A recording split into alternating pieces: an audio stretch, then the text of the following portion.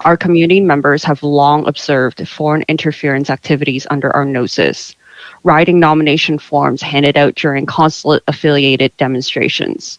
Officials from the Overseas Chinese Affairs Office cozying up to elected officials.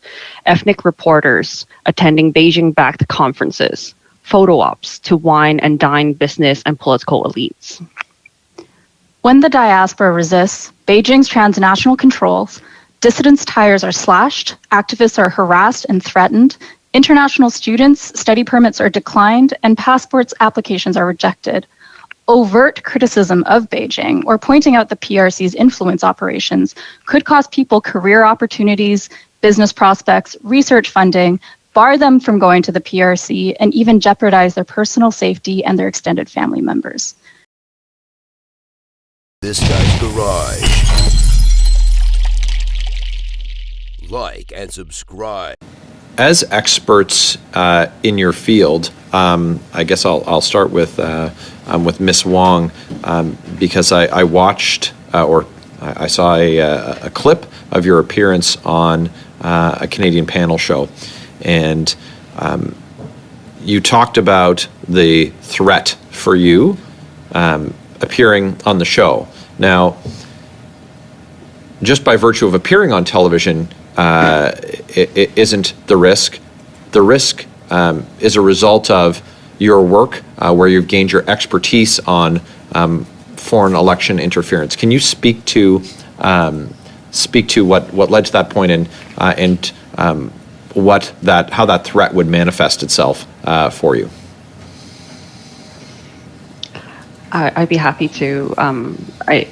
I think this is where the conversation gets a little complicated. When we talk about foreign interference and influence, it's not necessarily activities that we can outright identify and say, this is a foreign state intervening in my life. But some of the examples I could give is since last Friday when I appeared on CBC, my home internet has been incredibly slow.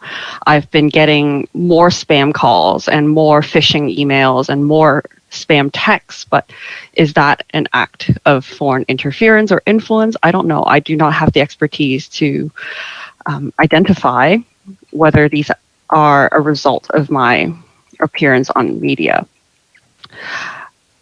But I think the overarching issue is that the community is afraid to appear because they have seen extreme cases of where activists and dissidents are threatened through social media, through in-person events. We've had community members talk about their tires getting slashed after attending a June 4th memorial event. So the range of threats and interference into our lives is not a simple, this happened or we could be able to identify it. We're not security experts. But I will point the committee to one of our past reports. It's a investigation into Beijing's overreach globally in response to Hong Kongers' democratic demonstrations, where we saw there were global coordinated efforts in countering Hong Kongers' efforts to protest overseas. Thank you. Would you be able to send that report to the committee clerk? Okay, thank you. She agreed. Ms. Lau, could you talk about how Beijing's how Beijing attempts to influence politics in Canada? Now, I'm picking up on something Ms. Wong said about these tires being slashed and other activities. Is the climate of fear that's used particularly against diaspora communities in Canada, is that one of the main tools of their influence and interference attempts? So climate of fear is definitely a tool. However, I wouldn't say it is necessarily a main tool. This is very much one of the strategies in a whole range of tactics that can be used. Now, here's the tricky part, I think, that we need to address in discussing foreign interference is that it is not just influencing, let's say, politics. It's not just siloed to the ballot, to the voting day or whatnot. This reaches into our cultural and social infrastructures. It reaches into our, I would say also the research. I had mentioned research was another area. And in terms of politics, I would say that we have certainly seen efforts to increase civic engagement and observed efforts to increase civic engagement I would say by affiliate organizations, but it's very difficult for us to outright and point to one particular example and say that is foreign interference. It's a very tricky and nuanced subject to navigate through. Okay, thank you. Thank you, Mr. Chair. Mr. Chu, in a few words, do you believe that the Government of Canada understands China well? I don't, simply by looking at how their responses to so many infiltrations and undue influence have been. And I don't think they are aware of the fact that China is using a lot of government-organized but non-governmental organizations, both locally and overseas, even totally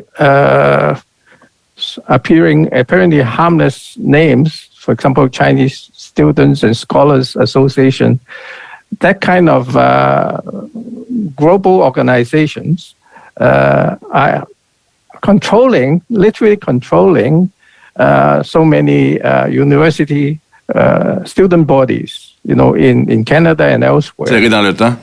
Apologies to interrupt. Same question to Ms. Wong. Do you think that Canada truly understands China? Without people with cultural and linguistic expertise in making these decisions, no, we do not have the capacity to truly understand Beijing or the leadership right now. Ms. Wong, do you believe that a public and independent inquiry into the relationship between Canada and China and interference would be a good thing? We may have lost Ms. Wong here. I see that. Stop your time, Mr. Villemure. I see her screen has been frozen. Ms. Lau, are you able to? Oh, Ms. Wong, are you back? I believe I'm having some internet issue, but if you can hear me, I can. I think you referenced that in your opening statement, did you not? Yeah, it's almost as if they were watching. Okay. Please go ahead. I'm starting the time again.